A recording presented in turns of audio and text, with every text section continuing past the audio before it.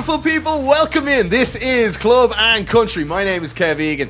As always, honoured to be alongside the former vet from the World Cup, a star career over in Europe, Mo Adu, ladies and gentlemen. Welcome, Mo, to the show. And later on, we'll be joined by your good pal, Stu Holden, former US star, who's got a keen eye on Scotland as well. Stu Holden, born in Scotland. We'll hear a little bit more about that to come. But Mo, I want to start by just telling you about myself and Meg, my wife down in the kitchen, having a coffee here, right? And I pull up on social media the images that MLS have released from the ref cam at MLS Cup last Saturday. My mind is blown right now, buddy. I'm looking at Messi speaking English, approaching the ref, looking for a foul. Thomas Muller saying it's our ball. Jordi Alba, and Sergio Busquets in the ref's face. And my wife looks at me and is like, Kev, it just reminds me of being a parent. That, they're all coming over being, did you see what he did? Just whining, right? Yeah, I love it. It's brilliant. What access?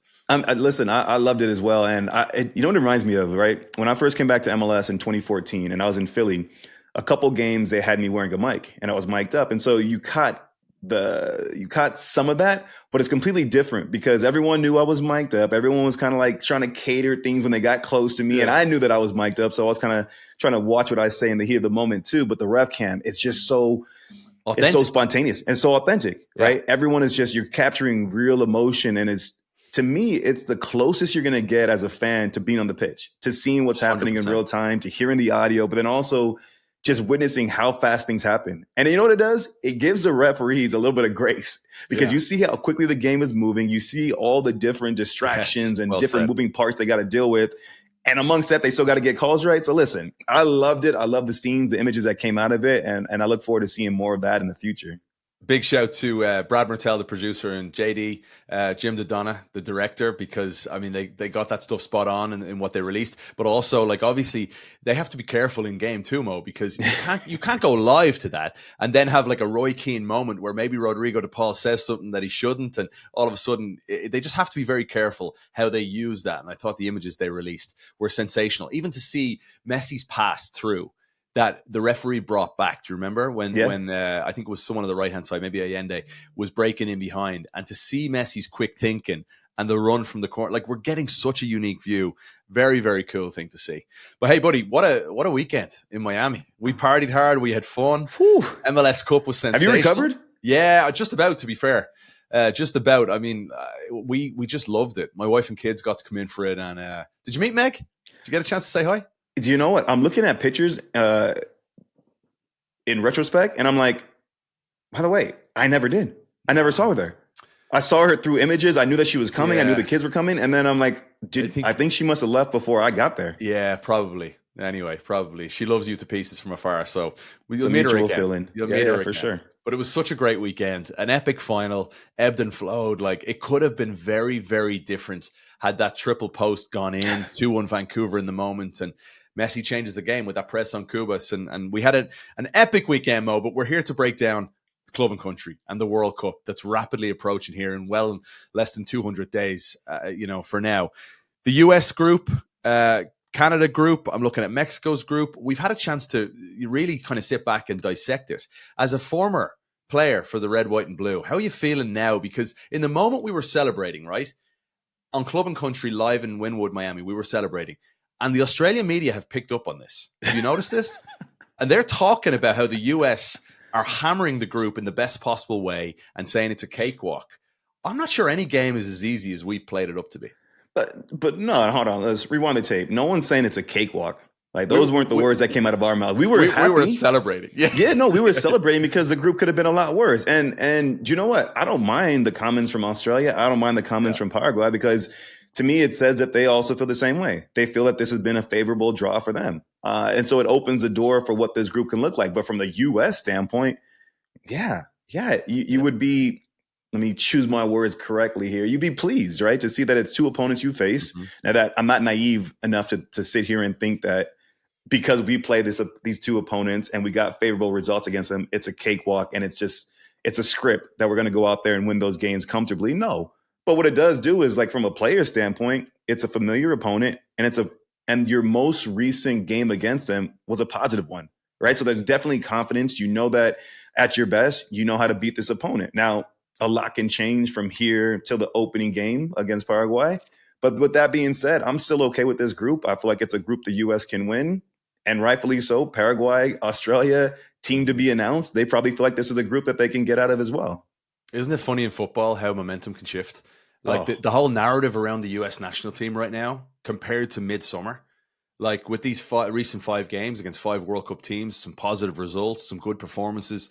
Mo, the vibes are back right now. I think we're going to see a lot more US fans showing up to the games in March here at Mercedes-Benz Stadium. oh, 100%, Kev. We're vibing right now. We are definitely, we end the year in the best way possible. I mean, the Uruguay result was just incredible. It was incredible to see. I was at the 2 games. I was at the game where we were, in market, but I stayed for the game in Philly, and just the feeling amongst the fans, it's so much more encouraging. There's so much more optimism. The glass is it's not even half full. The glass is 75% full. There's You know what I mean? There's passion from these players. Yeah, and it's a group that fans feel like they could relate to, right? Yeah, There's the well talent, said. but there's also the character and the feeling that this is a team that embodies what we feel like we are as a nation. And so I think the year ended in the best way possible. Mauricio Pochettino seems to have a good grasp on how to get these players, to get the best out of these players, who his core group of players are. Mm-hmm. And that being said, there's still guys that are pushing to get back into this group. Oh, man, I can't wait to get into all this with Stu Holden. Stu is going to join us here on the show very shortly indeed. But before he gets here, it is time for Mount Rushmo, my favorite segment on the show. Let's get in here. Mount Rushmo. My task for you this week is to pick your 4 best fixtures, the best games we're going to see in the group stages. Mount Rushmo, 1 through 4. What you got, buddy? Now, listen, I'm not naive. I know there's always going to be some pushback, some arguments, some debate, and I get it, because in fairness, this World Cup, when I was looking through the group stage games, there's quite a few bangers that I'm excited about. But the 4 that I narrowed it down to, let's start with the obvious, the one that probably is the closest to my heart and I had the most passion for, and that's the U.S. game. The U.S.'s opening game against Paraguay. I'm looking at this World Cup.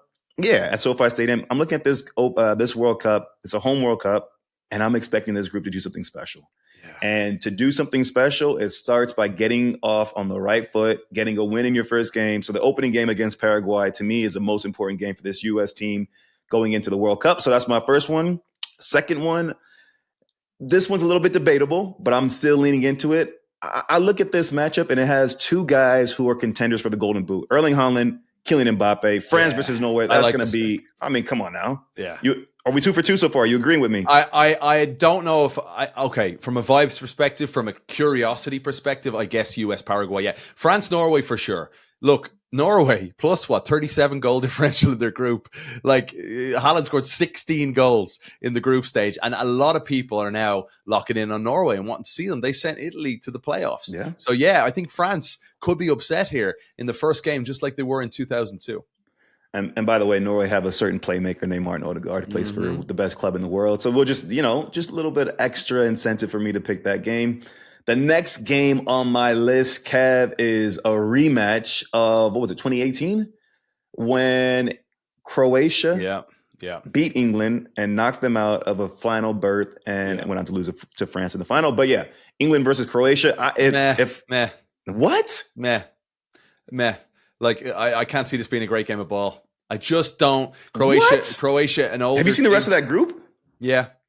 This game is going to be so significant to how that group shapes up. Yeah, both will qualify. It's not a Mount Rushmore game for me. No, it is. Not even close. You know why it is, Kev? You know why it is? Because it's Mount Rush Mo. It's not Mount Rush Kev. That wouldn't work. And my last one, which fight me if you want. I think this might go down as being, it has potential to be the best game of the group stage. Brazil versus Morocco. Yeah, I see that. Brazil versus Morocco. Brazil has to come into this tournament with a massive point to prove. Carlo Ancelotti is going to do his best to get this team back to being to be a contender. And Morocco is just on a wave now. They'll beat Brazil. I think they'll win the group. I think that'll be incredible. Yeah. And I actually agree with you. All right, so England, Croatia, I'm ripping that up, right? So who are you throwing in instead? The other 3, US, Paraguay. I'm definitely throwing Portugal, Colombia in there. Colombian fans, man, you just know this, Mo. They're going to be some of the best fans in all of the World Cup, and then the pressure on Portugal the pressure, whether Ronaldo's starting or not, under Roberto Martinez right now to deliver in this moment with the best midfield pairing in the World Cup, no question about that, in Neves and Vitinha and what they're doing in Paris, the talent in this squad. Portugal should be, and maybe this is something we get into with Stu, because only 8 nations have ever won the World Cup. Portugal have never lifted the trophy.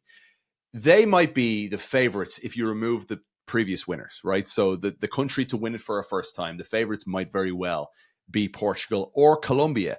So I just think this is such a sexy meeting of Europe and South America. Great fans, great football heritage and history. I think that's one that jumps off the page. A couple more for me. I think Brazil, Scotland. A rematch from when Ronaldo was tearing shreds of Colin Hendry back in 1998. I think the Scottish, the Tartan Army, will show up in Miami for this game. You know, I love my Scots. They'll all be sweating bullets. They're all going to get sunstroke watching the game in Miami from Hard Rock Stadium. I want to throw this with the Stu when he gets in as well, because Scotland-Brazil is like a dream meeting for the Scottish fans. The Netherlands-Japan is a curious one because I think Japan will probably win that group. I think the Netherlands might be one of the biggest disappointments of the World Cup. Still heavily reliant on Memphis Depay. I don't think there's, Virgil van Dijk's a good bit older now. I don't think they're the team they once were, and I can't see them challenging like they did even in Qatar when they took Argentina all the way to penalties. I just don't see it from the Dutch. Spain-Uruguay is a good game. And maybe Uruguay aren't as bad as what we saw here in the United States when the US put 5 past them. I think Uruguay will put it up to Spain, although Spain firm favourites. And then the other one for me, which I think is a great game in the making, given the way they play, is Germany-Ecuador. I think Ecuador is sneaky good, Mo. I don't think they're sneaky good. I think they're a good side. Yeah. But I love the fact that you just put out 5 different games, right? No. I love it because it just speaks to how good this group stage is. The one that I really did consider was a Portugal-Colombia one. I mean, for various reasons, I agree with you that both of these teams have potential to make deep runs. There's kind of the last dance kind of feel for Cristiano as well as James and what the two players have represented for the country. 3 years ago. About Cristiano. No, they're both. This has got to be it. So yeah, that's the one that if you really pushed me, I would have probably included in mine. Yeah. Are you getting the sense of where you are? Like you're in Vegas, right? You don't have the World Cup coming to Vegas, which is for me a great shame that Allegiant Stadium isn't hosting the World Cup. It's wild to me, right? I saw on social media the most profitable stadium in all the United States this past year because of just the amount of concerts and games that are being held there. But in Atlanta, Mo, it's infectious right now. Everybody's locked in on the World Cup. I'm doing the media rounds around the city. I'm on actually a news station after we do our show today. And everybody wants to be involved, even admitting like, look, I know nothing about the game. How can I lock in on the World Cup? This just feels like such a phenomenal moment for us to catapult our game to another level. Oh, I have FOMO. Right. Yeah. Because I know that that's the feeling in Atlanta. I know that that's the feeling in every city. First of all, that's going to be a host city. But then even just across the country, as you're traveling from place to place to place, you get that vibe. You get that feeling. We were just in Miami and you can't hide from it. Right. You at times you're trying to escape it because it's just consuming you. It's everywhere around you and it's in your face. I was in D.C. just leading up to the draw as well. And I mean, trust me, in 6 months' time, I'm scared of what this country's going to look like. I'm excited because it's going to be just this influx of different cultures and passionate fans celebrating the beautiful game, but celebrating it in their own authentic and genuine way. And I just can't wait to see how we as Americans lean into that, how that helps to fuel our national team, football in this country, and of course, Major League Soccer. Our kids are still a little bit young, but I do think like afterwards, Bryson is how old now? 5? He's 6 now, yeah. 6 now. James is 6 too, right? He's nearly 7. I do think afterward they'll have a different feeling and sensation when it comes to the game because I talked about like a sticker book and I want to get him something that a 6 and 7-year-old can relate to. Yeah. And maybe collecting the stickers, filling it out before the World Cup. Like he was at his school library the other day and he brought home a football book, which I never thought he'd do, to show me and say, look, there's Mbappe. And he's starting to recognize these guys. And I think he realized, like, we're playing the World Cup anthem here in the house that was released recently. I think it's the official World Cup anthem. This guy, Ibrahim Abu, it's absolutely phenomenal. And we're playing it in the house. And every time he's going up to Alexa now saying, can you play the World Cup 2026 anthem? And he's starting to get that feel. Are your kids getting there yet? Dude, the best thing that happened was, right, I've been trying to be very, very, what's the way to put it? I haven't tried to push the game on my kids. I've put it around them and Bryson's playing now. It's at a very amateur level, like very, very just chill, whatever. And I'm just trying to be a dad, just trying to be a dad and a fan of his and just let him find the game and fight it in his own way. Quick story. We went to breakfast. It was me, him, and Michelle. And I bought him all this Messi gear, jerseys, hoodie. So he's wearing a Messi hoodie. I'm like, Bryson, you know who's on your shirt? And he looks down and he's like, no. I'm like, it's Messi. You know, that's the best player ever, this and that, giving him all these accolades. Yeah. And he pauses and he looks at me, he goes, well, what about Ronaldo? And I'm like,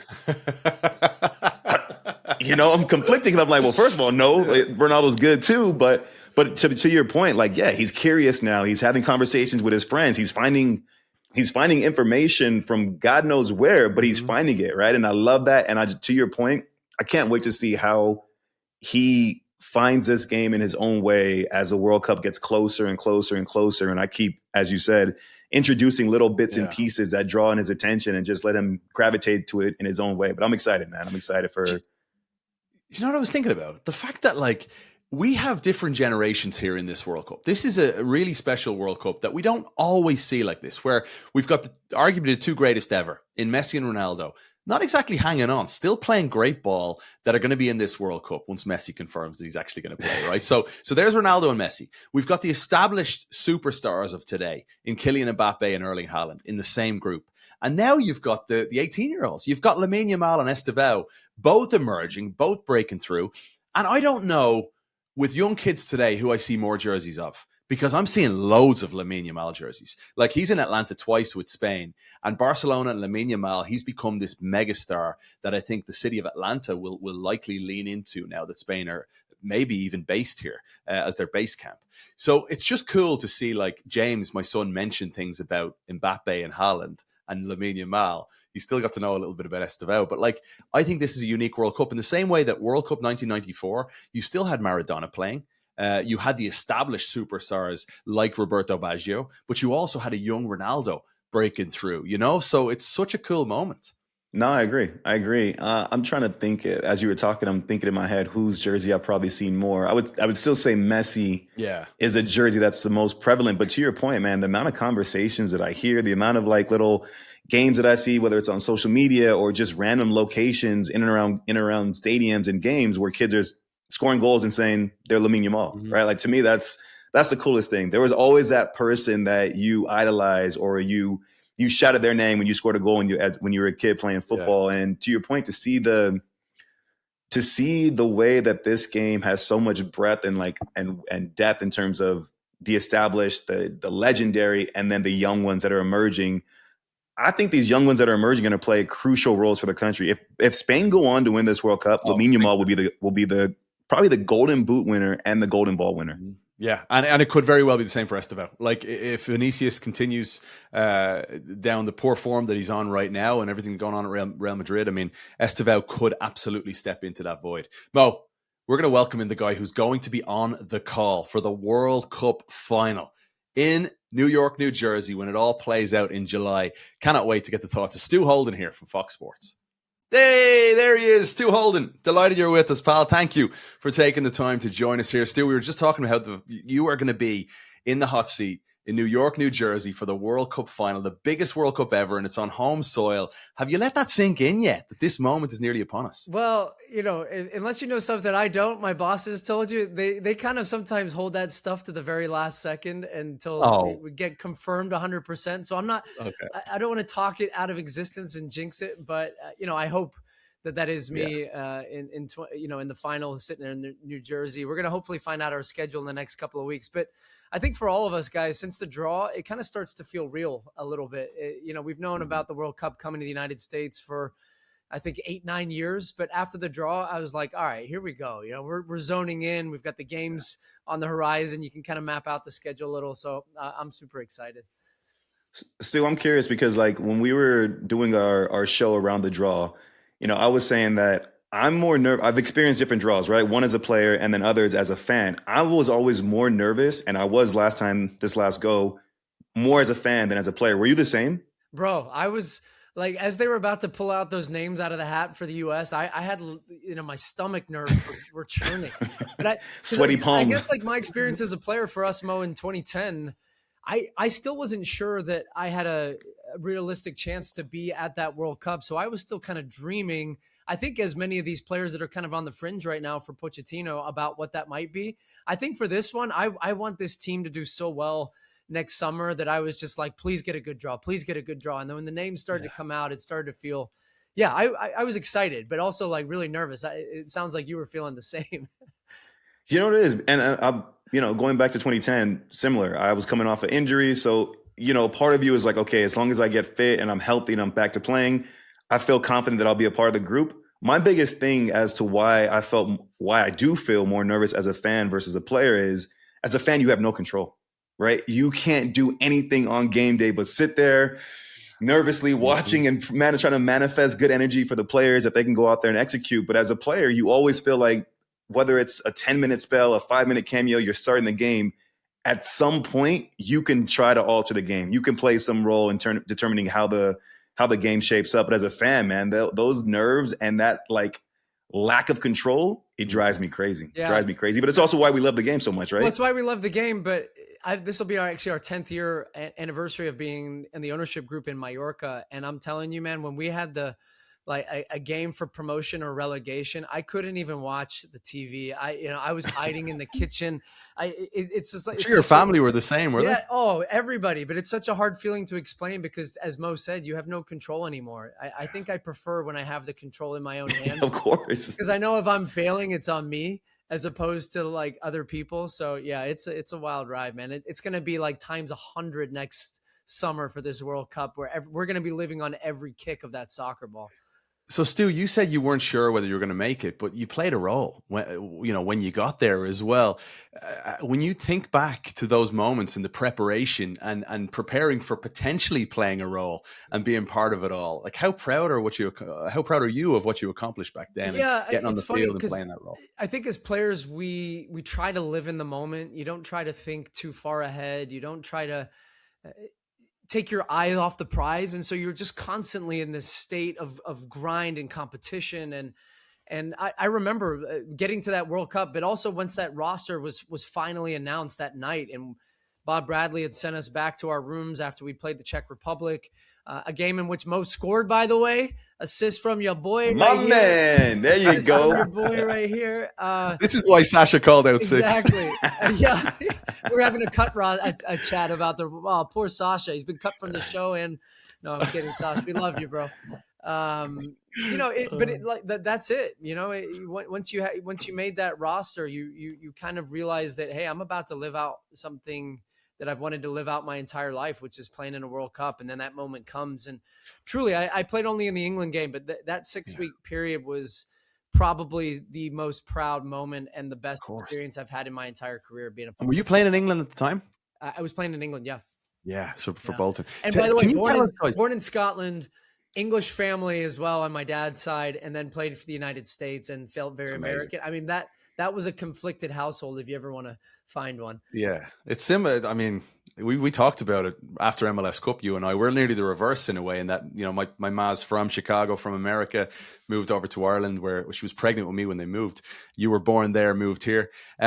Tell us how, because this is as a fan here, just fanboying with you guys, about finding out when you got the nod, you made the list. What was that moment like? Can you tell us the actual details? Like, were you in a room by yourself? Like, was it in a group setting? How did it play out? Bob had everybody go back to our rooms after a team meal. And then it was basically, if your phone rings, you're going to have a meeting with Bob. And everyone had cell phones then, right? So my roommate was Brian Ching. And, we were waiting. And then it got to a point where I think news was starting to filter around of who had been cut. And then we felt fairly safe at that point and went down to the bar. And I'll still remember this. I mean, Brian talks about it to this day. His cell phone got a call once we'd already gone downstairs, and he was one of the last cuts on that roster. And he'd been to the World Cup in Germany. And so it was honestly, it was a tough moment for me as a friend as well, because you're realizing that you're going to go to the World Cup, but then one of your best friends and teammates is not. And I think for all of us, we're a brotherhood, and that's just the nature of the business. At the same time, only 23 guys made the roster.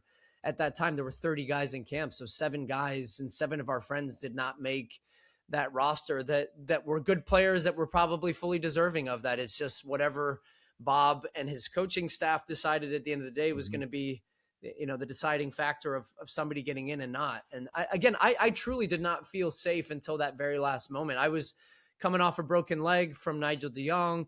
I wasn't 100% fit and healthy. My first game, I'd only played 3 games back from injury. So really until that very last minute, I wasn't 100% sure that I was going to go to the World Cup.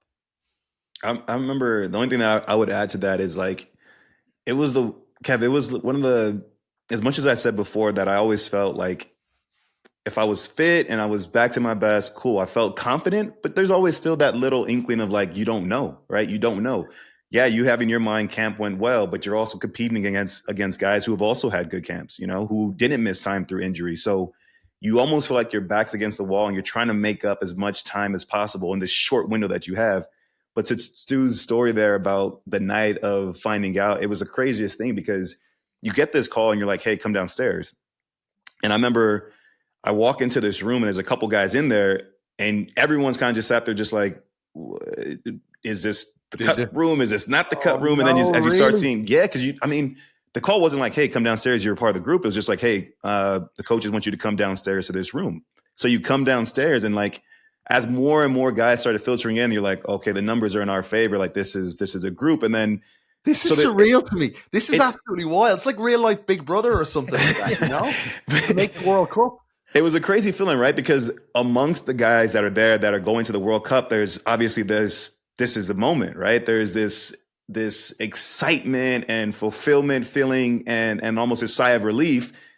But because of this brotherhood that Stu talks about, right? It wasn't just a 6-week period. This was like years. This is years. Some of us grew up playing together, playing against each other. And so there's like a really deep bond. And so naturally, as much as you're excited, quickly your mind shifts to, damn, this guy's not here. That means if this is our group, then this guy's not a part of this. And like now you're trying to think of, after you have the conversation in the meeting with the coaching staff, it's like, all right, we want to go in and just at least say something, give these guys a hug. And it's a weird dynamic, of course. But yeah, that was one of the best nights, but also one of the most trying nights in a different way, if that makes sense. But also to your point, Mo, I remember that training camp. It was at Stanford, right? Or Princeton, rather. We were at Princeton.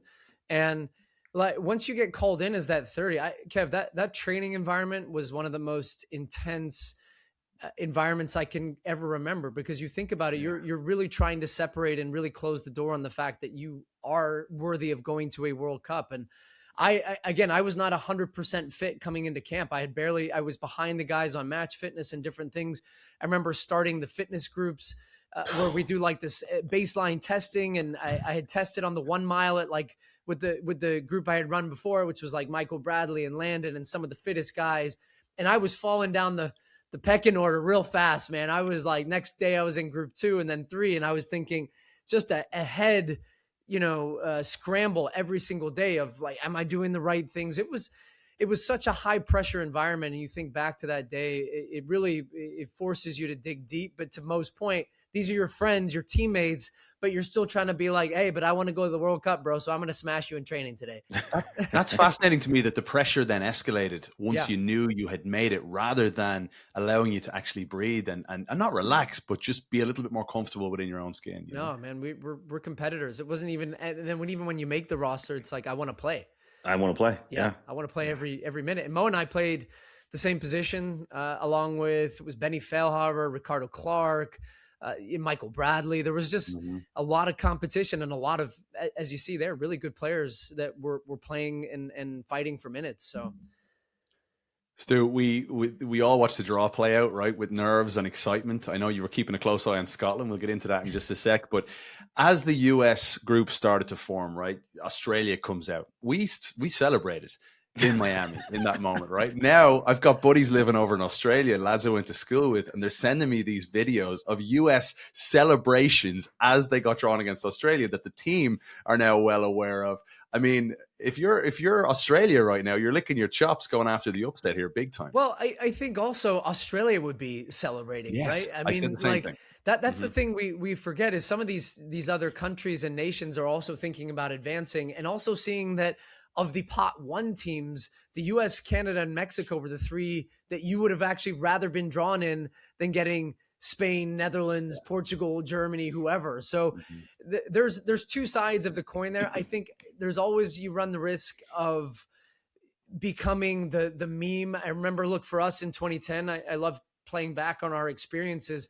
I remember the English papers, I think it was the Sun, put our group and they put easy because they had the US in it, and they had Slovenia, and they had these countries like Algeria, and they spelled out like, this is a group that we should win, no problem, easy. And we use that as motivation. So now people are going to use that as motivation back towards the US, and that's fine. But the reality is, Australia, you can look in the mirror when we're looking 100%. At pot 2 teams.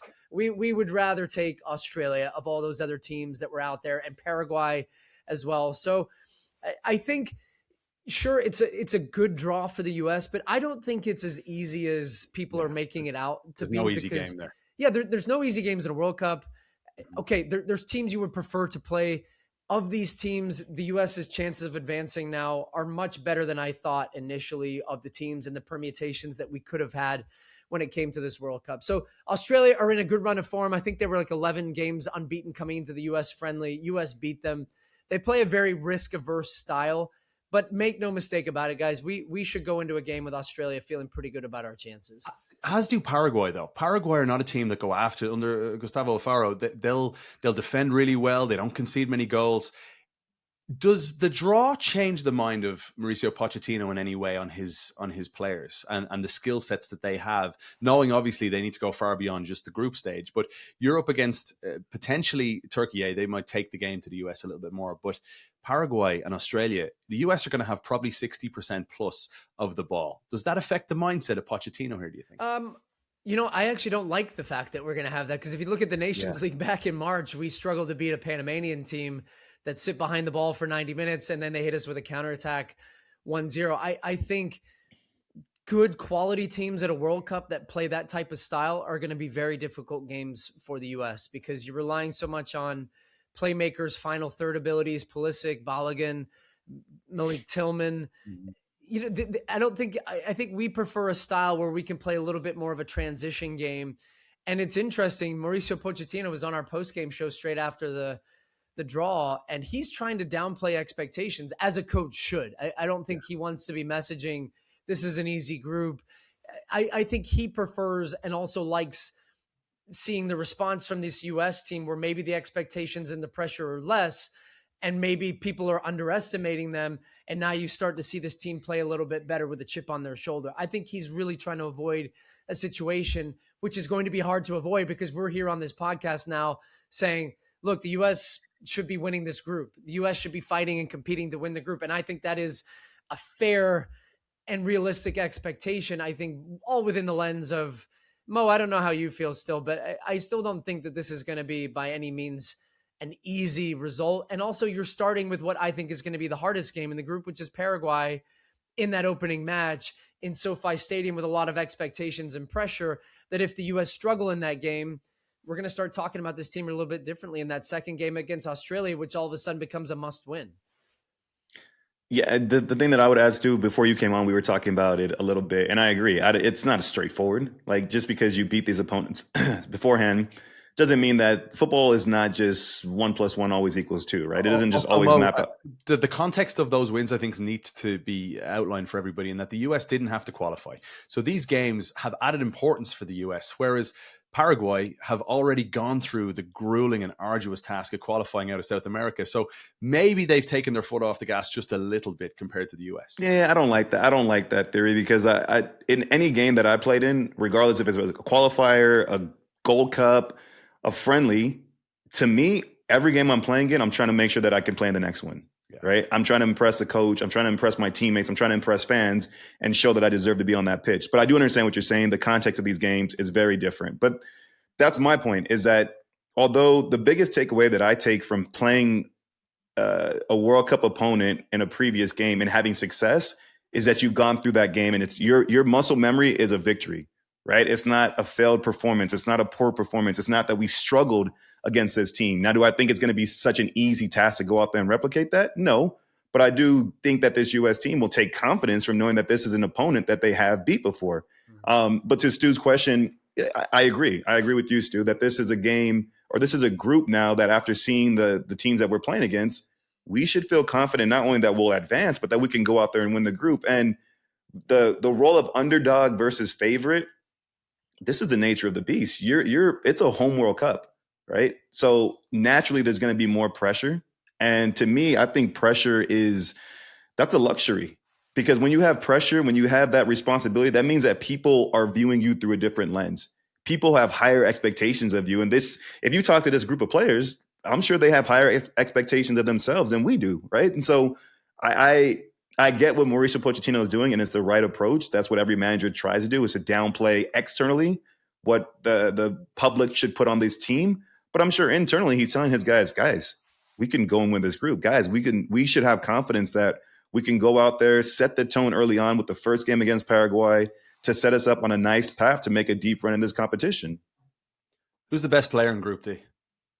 If you had to analyze, I mean, I'm looking at Turkey and some of the talent they have. You're saying Turkey is for sure in? I'm not saying for sure, because it's not easy. Romania, Kosovo, Slovakia, man, they're a tough team too as well. Beat Germany in qualifying. They're a pesky Look what Turkey went to Bulgaria, I think, and hit 6 goals. Like, they can score goals for fun. They were in a group with Spain, I think the favorites to win the World Cup next summer. So it won't be easy. I think Turkey are the team that could cause all sorts of problems. Even if you're considering that Turkey get in, and Arda Güler is one of those players playing at Real Madrid, just played yesterday in the Champions League. I would say Christian Pulisic is the best player in Group D, and Christian Pulisic is very capable of, if he was to transfer to Real Madrid right now, play the same, if not a bigger role with Real Madrid than Arda Güler is. And I think he's accomplished more in his career at this point. And the way he's playing in Serie A right now, I don't see anyone else. I mean, Diego Gomez is a good player from Paraguay, playing in the Premier League at Brighton.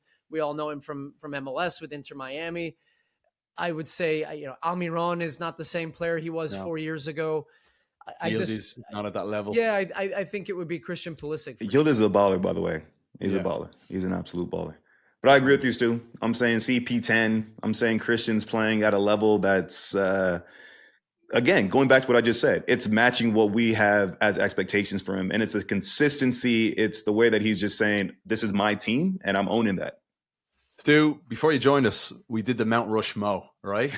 Mo had to pick his 4 fixtures from the group stage that stand out the most. The best 4 fixtures. He picked USA, Paraguay. He went with France, Norway, England, Croatia, and Brazil, Morocco. And I said to him, what about Brazil, Scotland? From Miami. The Scots, the Tartan Army, are going to be sunburned to bits. Yes, exactly. And I still have memories of Ronaldo, like, just running Colin Hendry ragged on that day, and like the early memories of Ronaldo. But as someone who was born in Scotland, correct? Yeah. How special is it to have the Scots back right now? Oh, man. So if I could pull up my phone right now, I'd show you my request list for tickets from Scottish fans. They're off the charts. First of all, full disclosure, I have no idea about tickets. I have no access to tickets.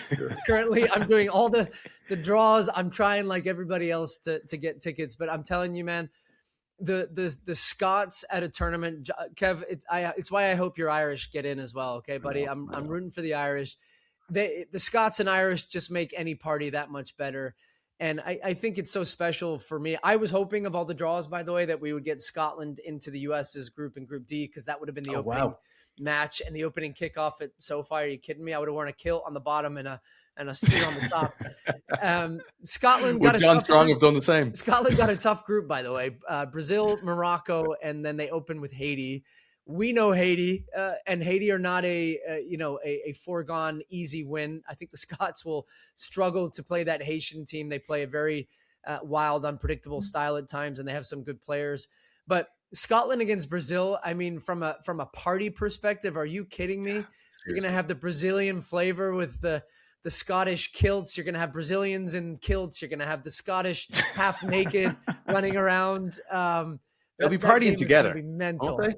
So you like the game solely for the vibes off the pitch? It's not because do you feel like there's any that Scotland have a chance in that game on the pitch, or is it more so just everything outside? If Scotland beat Haiti in the opening match, Scotland have a chance against that Brazilian team, dude. They can 100%. They can make that game so difficult for them and unpredictable. I think you're also forgetting one group stage game, Mo. Portugal-Colombia.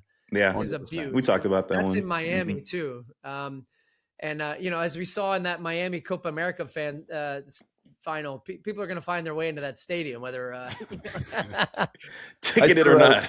Stu, I threw out Brazil, Scotland. FIFA. That is not going to happen with FIFA. Trust me. Portugal, Colombia, obviously. Germany, Ecuador is a really good game. Did you have England, Croatia? You had that one or no? Yeah, I did. Okay. England, Croatia. And Kev he shut that one down straight away. He said he has no time for that. What? I'm not feeling it from even from an aesthetics perspective. That just wasn't the greatest spectacle. Right? Were you on the call for that game, Stu? Yeah, the semifinal. Yeah, Croatia, England scored early, and then Croatia came back to win. Yeah, free kick, right? I'm just not feeling it. I look for everything beyond the game as well. And like Portugal, Colombia, the Colombian fans sensational. Portugal might be, and I put this to Mo before he joins, Stu, that there's 8 nations that have won the World Cup. Who is the favorite, say, to win it for the first time? And it's probably Portugal, right? Maybe Colombia? I would say like my top 3 there would be Portugal, Colombia, and the Netherlands. And the people forget the Netherlands in 22, they lost on a penalty shootout to Argentina and could have very well won that game. And then if they're in a semifinal against Croatia, I would pick them to be in a final. But I think I would say Portugal for sure. That midfield is probably the best in the world, honestly, of when you look at how complete they are. And then it's Ronaldo and how far can he take them? And I Gonzalo Ramos is another good striker. Mo's already smirking at Ronaldo, and because he just becomes the story as opposed to a part of the story. He becomes the story, and I just think that at his age now, he can't take that team to a World Cup by himself. Who's more reliant on their star in Ronaldo and Messi, Argentina or Portugal? Portugal. Wow, really interesting. Really? Yeah, I think, dude, in terms of supporting cast, I think Argentina have a better supporting cast than Portugal, and they have a very capable. If you were going to say I had to play one game to win a game, and my second striker was going to be Julian Alvarez or Gonzalo Ramos, I would take Julian Alvarez over Ramos. All day, every day. Mo, what about you? My instincts lean towards Messi, right? Because when you look back at 2022 World Cup, it was Messi. I agree with you, Stu, about the supporting cast, and Julian Alvarez had an incredible tournament, and other guys stepped up along the way, but Messi was a difference maker in every single game. I think he scored a goal in every game, didn't he? He either scored or assisted in every game, almost every game. Yeah. I mean, you're right though. Like often in these games, when you have a lot of the ball, that ingenuity matters. And Messi's assist voted the greatest assist of all time. That was against Netherlands, right? Yeah. He played a pass that was not even there. Yeah. As Ray Hudson always says, invents passing lanes, like it certainly wasn't there. And I don't know which way I'd go with this one. I think the Ronaldo debate you guys had on Fox recently, Stu, was a great one. Whether or not you bring him in off the bench and how that affects the psychology of the player, because you guys know from being in camp, you don't want an unsettled superstar. It's going to have a massive domino effect, isn't it, Stu? But I think Messi would be the more willing player to understand that his role cannot be the same that it was in 2022. And Cristiano Ronaldo still never scored in the knockout stages of a World Cup. He's only scored in the group stage. He's never scored in the knockout stages. Crazy, right? And I don't. It's funny because I don't see a world. I don't see a world that Messi. I agree, Mo. I'm with you. Is not on the pitch in the same capacity that he was at the last World Cup. I just don't see that world. Or wanting to play all 90 minutes. Yeah, I don't see that world. And if that world exists, he's not going to be at the World Cup. I think Scaloni has a much greater control in that sense to have the conversation with Messi, and I can absolutely see where they would start a game without him, and he would be okay with that. Unless it's a game like group, unless it's like the third game of the group, and they're just resting him. But a game of significance, he's playing but the other thing, every minute. Argentina are more built in the way in which they play to be able to play with essentially defending with 10 and let Messi kind of do his thing. And we've seen guys, we were there. Messi does that with Miami. He'll still back press and he'll still pick his moments to help out with the team. But they are a much better defensive team, Argentina. And that's how they got to the World Cup in 2022. They scored a goal and boom, they shut it down and they don't care. They're like, we don't need the ball. We don't need to play the entire time because we've got one goal and now we're going to strangle and suffocate you to death. And they can still possess the ball. I don't think Portugal have that same defensive prowess and mentality that Argentina do. And that's why I think they can carry a player. Whereas Portugal, I just don't think can carry a player in the same way. defensively. So Argentina in a group with Algeria, Austria, Jordan, Portugal in with Uzbekistan, Colombia. That's an easy and group. A European team. Yeah, you would think. Yeah, Fabio Cannavaro leading Uzbekistan into the World Cup. Stu, before we love you and leave you, what is the first memory that comes to mind from calling the greatest World Cup final of all time? Argentina, Messi lifting the trophy against Mbappe in France. I was working with WWE at the time, guys, and I tried to explain it to people like a heel and a baby face, right? Like Mbappe is the young, confident, cocky kid who's won it already and who now stands in the way of Messi finally winning it to be officially, almost, you would think, crowned the greatest of all time. And it was an easy story to tell in that sense. What's the memory for you from that moment that we all witnessed? Well, I think I always started through the lens of there's very few moments in sports where we have a definitive moment and game that going in is going to define a guy's legacy. Because you think about NBA championships and Super Bowls and, it happens over a period of years. For soccer, the World Cup is something that Messi has never had, and that at that time Ronaldo obviously had never had either, and that was the debate about the greatest players of all time. So I think that just added to the pressure, the intensity, the emotion going into the game. Honestly, I'll never forget this. If you've been in like a World Cup tribunal, you're next to all the broadcasters from around the world, and it's a really fun experience because you get to. We were right next to Argentine TV, like the main broadcaster. And once full time ended and it was going to extra time, everybody sprints to the bathroom in that moment to like, this is your last chance to relieve yourself. And then it's like, you're in that booth for extra time and penalties. And I'll never forget this like dead sprint, take the headphones off. And then you're in this like men's urinal with like hundreds of broadcasters from around the world and everybody like looking over the stalls being like, can you believe this? This is insane. This game is incredible. Oh my God, Messi's about to, is he going to win? Is he not? And like all of us rushing back, washing our hands, of course, and then getting back into the booth. And then like you have this moment with everybody where you're looking around and you're living on every kick of the ball. And I very rarely have my phone, obviously, during games. But I videoed John Strong, my partner, calling the final penalty because I had a feeling it was going to go in. And I panned next to us, and it was Argentina TV. And, dude, they were crying. Shirts were off. They're jumping up and down. Like, it was a scene out of a movie, truly. And I will never forget for the life of me that moment just because I felt like privileged to be there to witness it. And I don't know if we will ever, at least in my lifetime, it's the greatest game of soccer I can ever remember. When you contextualize, Kev, you're saying, Mbappe scores a hat trick, Messi wins a World Cup, game goes to penalties, like the superstars delivering on both sides. Like it truly is. It's a WWE script. It's a WWE script, So it was like awesome, man. Stu, you are top class. Best of luck with the prep and everything you guys are doing ahead of the World Cup. And we hope to hear you on all the biggest games again, man. You're absolutely brilliant. Top class. Thank you for joining us. So from one top class blondie to another, welcome in Kaylyn Kyle. Kay, how are you? Who's your favorite blonde out of us two, though? Let's be completely honest. Let's set the record straight. If I did not say you, I'd be afraid of my life. You would jump through that screen and strangle me into tomorrow. Hey, Kay, you are looking like a beast these days with those arms. You're hitting the Pilates. What's the story? Yeah, it's just, I'm just trying to get back in shape. I can't use my kids as an excuse anymore. One's 7, one's 5. So I thought, you know what? Let's get the old body back. So she's back, baby, ready for Christmas, ready for food and drink. Can't wait to wreck it. Crushing it. Yeah, I know. It's all going out the window, isn't it, over to Christmas? I'm heading back to Ireland. You know the story, Kay. When you go to Ireland, just forget about it. Like, pack your extra, like your oversized pants. That's all I have to say. I know. Hey, how are you feeling about Canada, by the way? You know, we've had a chance to let the dust settle now. Canada in a tricky group, especially if Italy get added here, Kay. Tricky? What's tricky about their group? Who's tricky about their group? Not easy. I will be shocked if Canada do not finish top of the group. The only reason why I say this, I think Italy will get in the group stage, that game obviously being played in 2026. I think Italy gets in, but it's the home World Cup opener that Canada will open that game up in Toronto. I've played in a World Cup opener and it is a different beast. You have this, it's almost like that derby feeling. Like, Mo, you know it, when you're playing in one of those big derbies, and I'm not saying Italy and Canada are a derby, but you just have this different excitement heading into the game. So I think we take that game. I think we take game 1. Game 2 is against Qatar.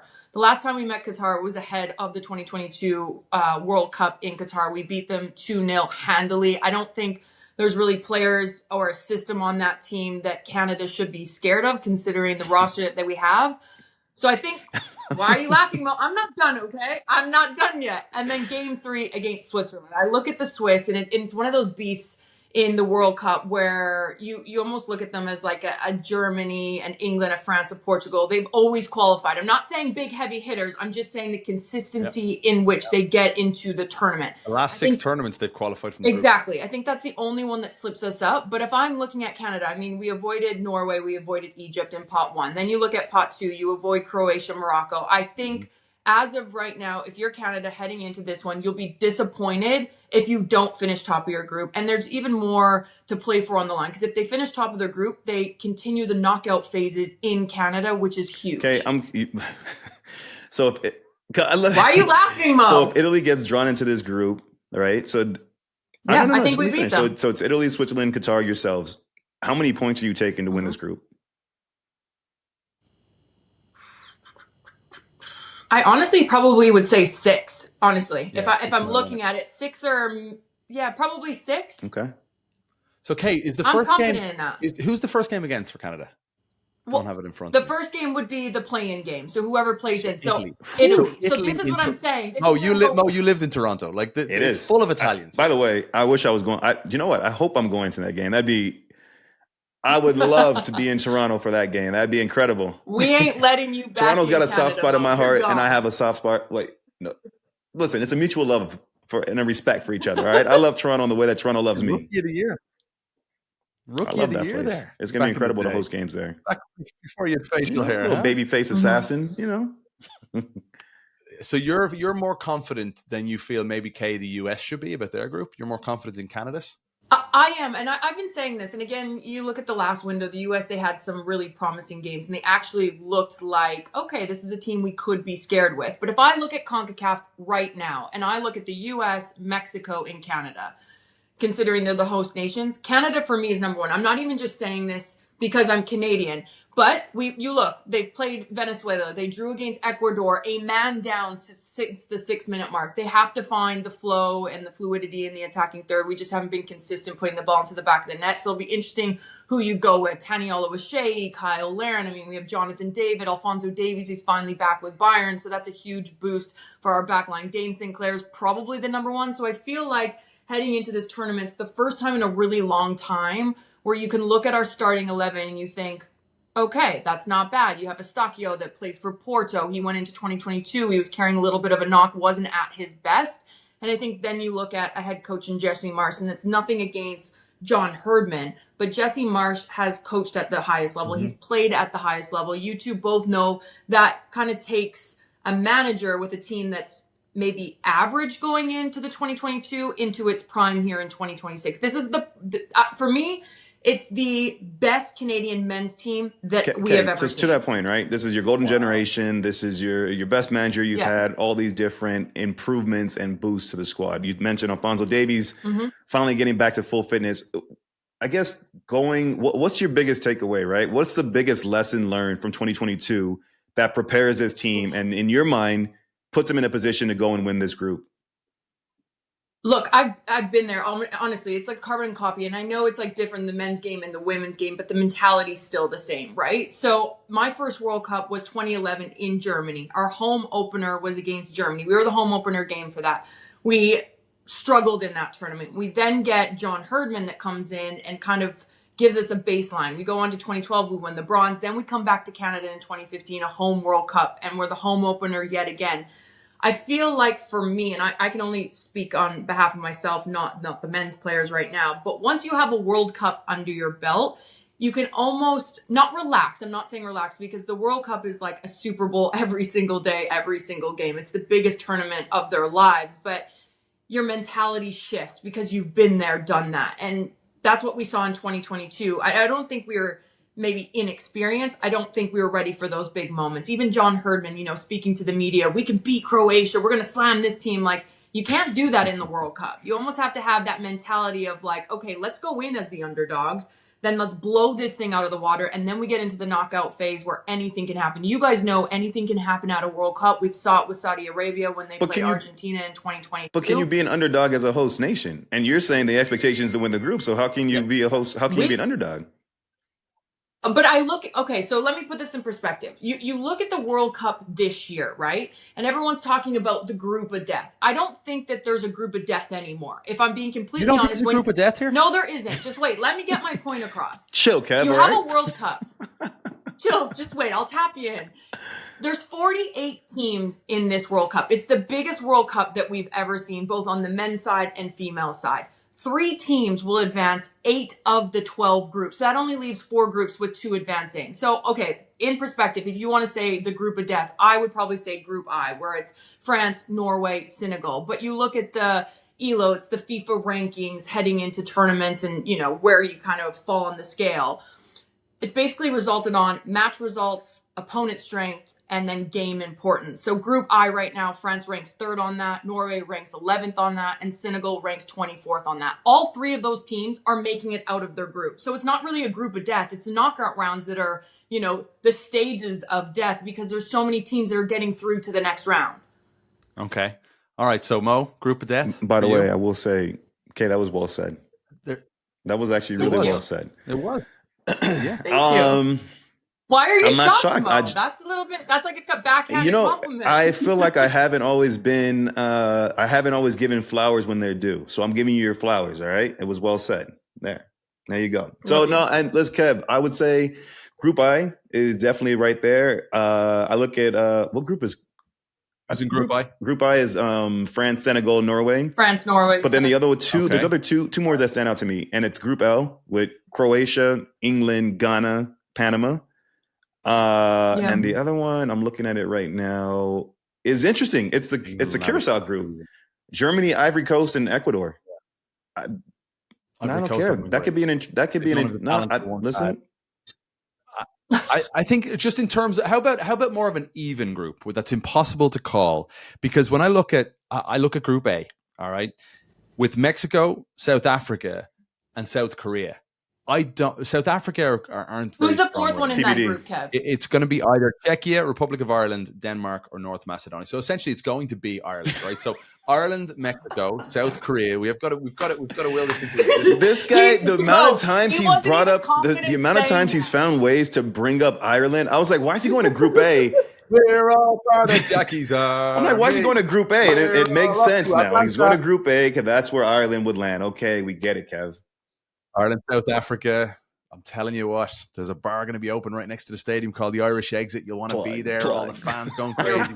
It's going to be absolutely massive. It's going to be absolutely massive. But I think that's a group that's really difficult to call. Mexico, not in a great moment right now. South Korea will be a really tough game. South Africa could cause a surprise. I don't see too many top-class players part of their squad at all. The other one is Sweden, potentially coming out of Path B. Sweden would fall into a group with the Netherlands, Japan, and Tunisia. That's a tough one to call. Sweden should, in theory, with Jokerit and Isak, they should be a team that will cause problems, even though they were brutal in qualifying, and they're only getting into this stage because of the Nations League. But alongside the Netherlands, Japan, and Tunisia, I don't know. It's not exactly a group of death, but it's a really difficult one. This is where having the 3rd place teams comes into play, right? This is why I said what Kay said was well said, because it gives you a little bit more of a buffer, right? Whereas when when the field was less, it's just your top 2 teams, right? So the urgency, the necessity to get points in every single game, to get a result in every single game, to strategically map your pathway and navigate the group stage, it was a little bit trickier and more demanding. I'm not saying that it won't be demanding now, because it definitely will be. And as we went through Mount Rushmore, we know there's going to be some incredible games. Kay, you missed that. I gave some top games. It's always tough with Mount Rushmore. If Canada wasn't in any of them, I don't want to talk to you. So you're fine. Canada versus Qatar. As you said, Canada versus Qatar is going to be easy for you. You're not worried about Switzerland. You're not worried about Italy. So why would I? But this goes back to my point now, where if you're a manager, and I read an article and it was like, oh, Jesse Marsh, it's so difficult when you're put in a group where, you're trying to prep for the World Cup, but you don't know who that 3rd opponent is going to be. I think it would have been crucial if you go back to 2022 because there's less teams, right? Like you need to at least win to put yourself in the best situation 2 out of those 3 games. And I know when managers go in, I'm speaking on our history with it. When managers go in, you go game by game. So usually in this next up and coming window after the draw, you'll then go play a team that plays in a similar style or a similar playing philosophy in this next window to give you kind of that game feeling that you're going to expect at the World Cup, where he doesn't have that game because we don't know who it's going to be. Most likely, probably Italy. So you'd go and try to find someone that's a good defensive team. But yeah, that's why I'm not nervous for Canada. I would honestly be shocked if they don't finish top of their table. To that point, Kev, I just got one more question for Kay, and that's you're very close to this Canadian team, obviously, right? Very passionate, but also close and more knowledgeable and in depth as to the player pool and what needs to go right, what can't go wrong. If Canada are to go and win this group, 2 questions for you. One, who's the most important player in this pool?